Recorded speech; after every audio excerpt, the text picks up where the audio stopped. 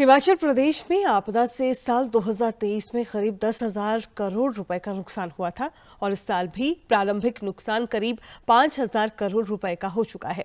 विशेषज्ञ मानते हैं कि इसके पीछे सिर्फ प्राकृतिक कारण ही जिम्मेदार नहीं है, बल्कि मानवीय भूल भी इसकी बड़ी वजह है।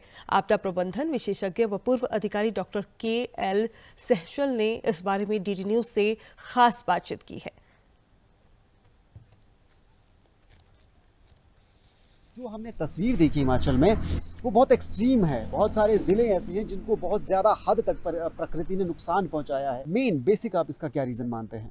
ये एक्चुअल में पिछले 30-40 वर्षों में जो हमने डेवलपमेंटल एक्टिविटीज़ की है और ख़ास तौर पर जो अनहैज़र्ड कंस्ट्रक्शन हुई है, अनप्लैन्ड, और साथ में इतने पेड़ कटे हैं, क्लाइमेट चेंज हुआ और उसका रिएक्शन कहेंगे कि रिएक्शन इतना हुआ कि आज बादल नीचे आ गए, बहुत नज़दीक आ गए। ये सारे जो है ये मेड मेड डिज़ास्टर्स हैं। इसमें प्रकृति का कम रोल है, मेड मेड ज़्यादा है।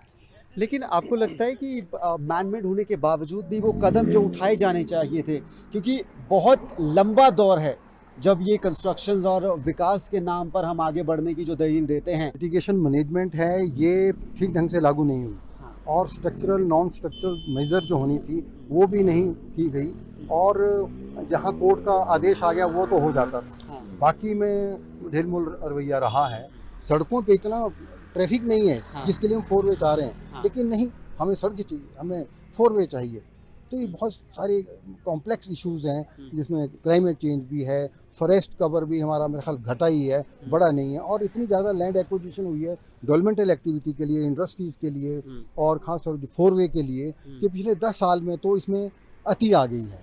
अलग अलग मंचों से अलग अलग स्तर पर, चाहे सरकारों की बात करें, चाहे हम सामाजिक संस्थाओं की बात करें, पर्यावरण जागरूकता को लेकर बहुत सारी मुहिम चलती है, बहुत सारे कार्यक्रम चलते हैं। लोगों को जागरूक करने में लोगों की खुद की भी कमियां हैं और सरकारों की भी उसमें एक तरह से जो एफर्ट्स हैं वो थोड़े बढ़ाने की ज़रूरत है।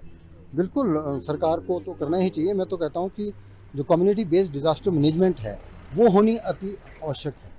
कम्युनिटी को जब तक हम इन्वॉल्व नहीं करेंगे, एडमिनिस्ट्रेटिव मशीनरी को जब तक इन्वॉल्व नहीं करेंगे, तब तक ये नहीं हो पाएगा। बहुत मुश्किल है, क्योंकि आपको जागरूकता अभी चलेगा ये 2-3 महीने, उसके बाद ही बंद हो जाता है। इनिशिएटिव लिया था कि जो डिज़ास्टर मैनेजमेंट एक्ट 2005 है, 20 साल हो गए जी, 20 साल में हम उसको लागू नहीं कर पाए। IEC की कमी तो है और इसमें मीडिया को लेना चाहिए था, वो हम इन्वॉल्व नहीं कर पाए। आपको लगता है कि पर्यावरण संरक्षण और विकास दोनों को साथ साथ लेकर चला जा सकता है? और अगर चला जा सकता है तो उसके क्या आप क्या जो सुझाव हैं आपके हिसाब से देना चाहते हैं? देखिए जी, जो मैंने इस वक्त स्थिति देखी हिमाचल में, या पिछले 3 वर्षों से हम देख रहे हैं, लेकिन इस बार तो बहुत ही भयावह है और इसको देख के तो बिल्कुल सुप्रीम कोर्ट ने भी ठीक ही रिमार्क्स दिया है। 90% डेवलपमेंट हुई है वो अनहैज़र्ड कंस्ट्रक्शन है और नालों में बिल्डिंगें बना दी गई, इंडस्ट्री बना दी गई, स्कूल बना दिए गए, बस स्टैंड बना दिए गए। और ये हमें रोकना चाहिए और रोकना ही पड़ेगा, क्योंकि जो भी सब्सिक्वेंट गवर्नमेंट है, जो गवर्नमेंट को अपनी पॉलिसी में रिव्यू करना चाहिए। I am of the strong opinion. ठीक है sir, thank you DD news से बात करने के लिए। तो ये थे KR सहजल जी जो बता रहे हैं कि कंस्ट्रक्शन कहीं ना कहीं जो अनलिमिटेड कंस्ट्रक्शन हुआ है बिना प्लानिंग के, वो एक बड़ी वजह है। मैन मेड डिज़ास्टर अगर इसे कहें तो वो भी कोई गलत अवधारणा नहीं है, लेकिन इसको रोकने के लिए आगे आने वाले वक्त में हमें इससे सीख लेने की ज़रूरत है, ताकि हिमाचल में पिछले कुछ सालों में जो हालात नज़र आए हैं वो भविष्य में कम से कम नज़र ना आए। शिमला से कैमरा पर्सन राकेश कुमार के साथ धर्म प्रकाश, DD न्यूज़।